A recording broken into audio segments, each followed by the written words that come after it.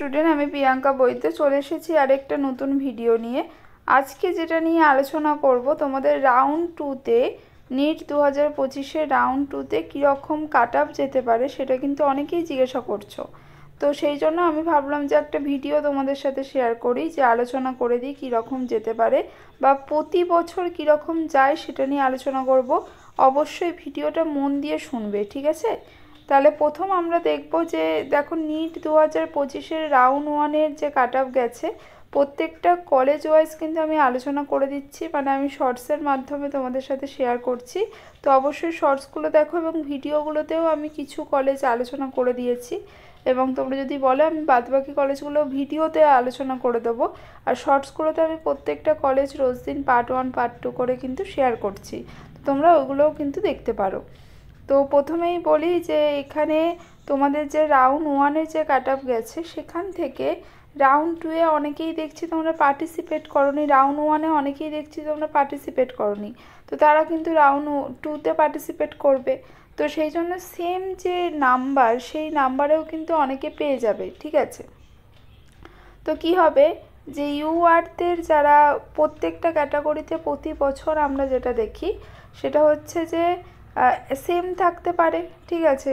যে নাম্বারটা রয়েছে সেই নাম্বারটা সেম থাকতে পারে, অথবা খুব বেশি জোর হলে 1 থেকে 2 নম্বর কিন্তু কমতে পারে, তার বেশি কিন্তু কমার সম্ভাবনা খুব একটা থাকে না।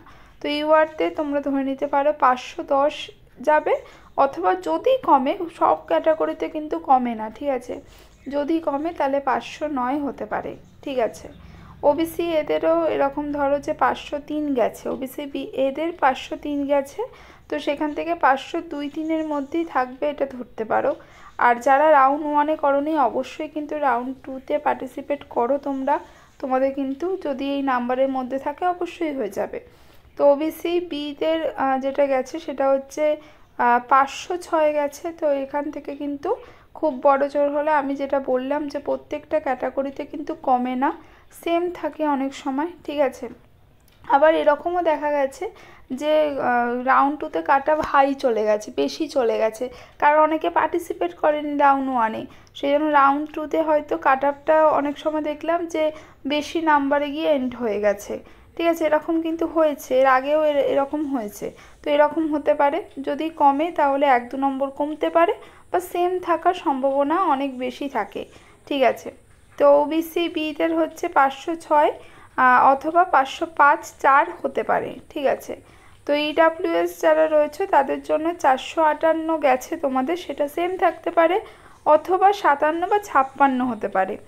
এসসিদের কিন্তু 1-2 নম্বর অনেক ক্ষেত্রে কমে, মানে অনেক বছর দেখেছি কমতে পারে, এক একটা ক্যাটাগরিতে বলছিলাম 1-2 নম্বর কমতে পারে। তো এসসিদের অনেক বছরে দেখেছি যে 1-2 নম্বর কমেছে, তো যদি কমে তাহলে 426 গেছে, এবং সেখান থেকে কিন্তু 425 বা 24 যেতে পারে। আমি কিন্তু যারা তোমাদের রেগুলার বেসিসে আমার ভিডিওগুলো দেখো তারা জানো যে আমি রাউন্ড 1-এর কাট অফ যা বলেছিলাম মোটামুটি অলমোস্ট, মানে প্রত্যেকটা ক্যাটাগরিই আমি যদি বলি তাহলে কিন্তু পুরোপুরি মিলে গেছিলো। তো রাউন্ড 2টা যেরকম বললাম সেরকম হওয়ার সম্ভাবনা কিন্তু অনেক বেশি।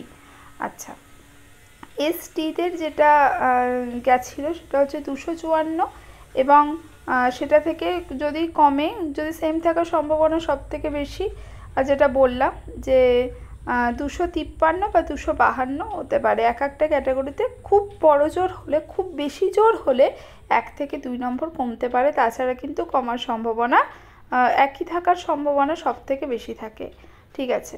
তো আমি যেটা বললাম সেই কথাগুলো আশা করি বুঝতে পেরেছো।